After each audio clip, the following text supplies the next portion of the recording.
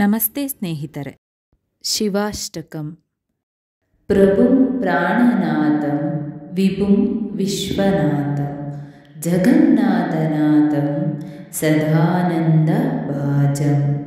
ಪ್ರಭುಂ ಪ್ರಾಣನಾಥಂ ವಿಭುಂ ವಿಶ್ವನಾಥಂ ಜಗನ್ನಾಥನಾಥಂ ಸದಾನಂದಭಾಜಂ.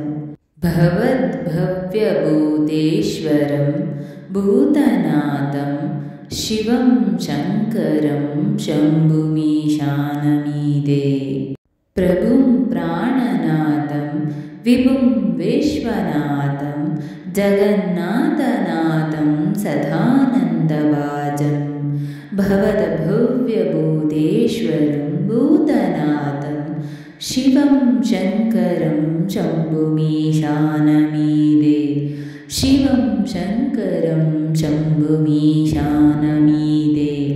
ಘಳೇರುಂಡಮಾಲಂ ಘಳೇರುಂಡಮಾಲಂ ತನೌ ಸರ್ಪಜಾಲಂ ಮಹಾಕಾಲಕಾಲಂ ಗಣೇಶಾದಿಪಾಲಂ. ಜಟಾಜೂಟಗಂಗೋದ್ಧರಂ ಘೈರ್ವಿಶಾಲಂ ಶಿವಂ ಶಂಕರಂ ಶಂಭುಮೀಶಾನಮೀದೆ. ಗಳೇರುಂಡಮಾಲಂ ತನೌ ಸರ್ಪಜಾಲಂ ಮಹಾಕಾಲಕಾಲಂ ಗಣೇಶಾದಿಪಾಲಂ. ಜಟಾಜೂಟಗಂಗೋತ್ತರಂ ಗೈರ್ವಿಶಾಲಂ ಶಿವಂ ಶಂಕರಂ ಶಂಭುಮೀಶಾನಮೀದೆ. ಶಿವಂ ಶಂಕರಂ ಶಂಭುಮೀಶಾನಮೀದೆ. ಮುದಾಮಾಕರಂ ಮಂಡನಂ ಮಂಡಯಂತಂ ಮಹಾಮಂಡಲಂ ಭಸ್ಮಭೂಷಾಧರಂ तं ಹನಾಧಿನ್ಯಪಾರಂ ಮಹಾಮೋಹಮಾರಂ ಶಿವಂ ಶಂಕರಂ ಶಂಭುಮೀಶಾನಮೀದೆ. ಮುದಾಮಾಕರಂ ಮಂಡನಂ ಮಂಡಯಂತಂ ಮಹಾಮಂಡಲಂ ಭಸ್ಮಭೂಷಾಧರಂ तं ಹನಾಧಿನ್ಯಪಾರಂ ಮಹಾಮೋಹಮಾರಂ ಶಿವಂ ಶಂಕರಂ ಶಂಭುಮೀಶಾನಮೀದೆ. ಶಿವಂ ಶಂಕರಂ ಶಂಭುಮೀಶಾನಮೀಡೆ. ವಠಾದೋ ನಿವಾಸಂ ಮಹಾಟ್ಟಹಾಸಂ ಮಹಾಪಾಪನಾಶಂ ಸದಾ ಸುಪ್ರಕಾಶಂ. ಗಿರೀಶಂ ಗಣೇಶಂ ಸುರೇಶಂ ಮಹೇಶಂ ಶಿವಂ ಶಂಕರಂ ಶಂಭುಮೀಶಾನಮೀಡೆ.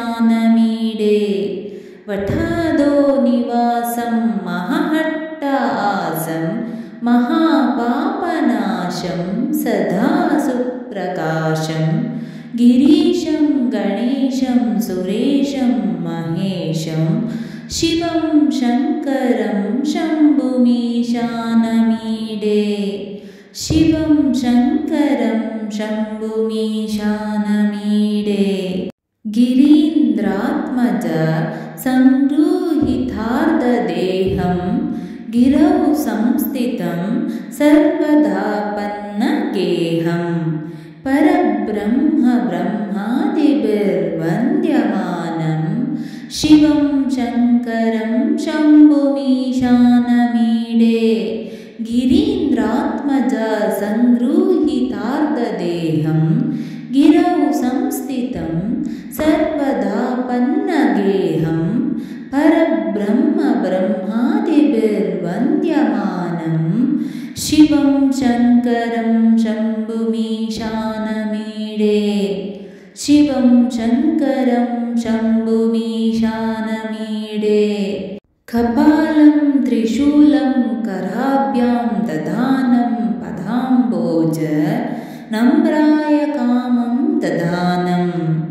ಬಲಿವರ್ಧಮಾನಂ ಸುರಾಣಾಂ ಪ್ರಧಾನಂ ಶಿವಂ ಶಂಕರಂ ಶಂಭುಮೀಶಾನಮೀಡೆ. ಕಪಾಲಂ ತ್ರಿಶೂಲಂ ಕರಾಭ್ಯಾಂ ದಧಾನಂ ಪದಾಂಬೋಜ ನಮ್ರಾಯ ಕಾಮಂ ದಧಾನಂ. ಬಲಿ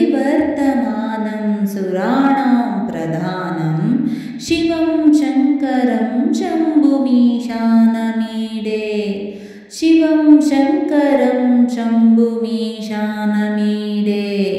शरश्चन्द्रगात्रं गणानन्दपात्रं त्रिनेत्रं पवित्रं धनेशस्य मित्रम् अपर्णकळत्रं सदा सच्चरित्रं शिवं शङ्करं शम्भुमीशानमीडे शरश्चन्द्रगात्रं गणानन्दपात्रं त्रिनेत्रं पवित्रं धनेशस्य मित्रम् अपर्णकळत्रं सदा सच्चरित्रं शिवं शङ्करं शम्भुमीशानमीडे हरं सर्पहारं चिताभूविहारं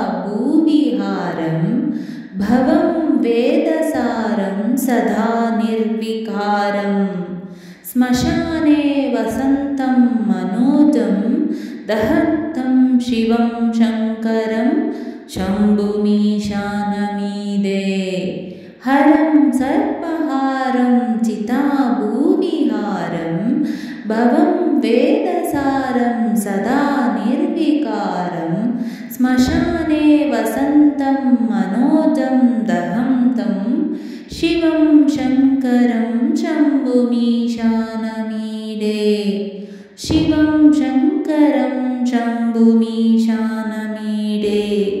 स्वयं यः प्रभाते नरशूल्यपाणे पठेत् स्तोत्ररत्नं त्विह प्राश्यरत्नं सुपुत्रं सुधान्यं सुमित्रं कळत्रं विचित्रैः समाराध्य मोक्षं प्रयाति।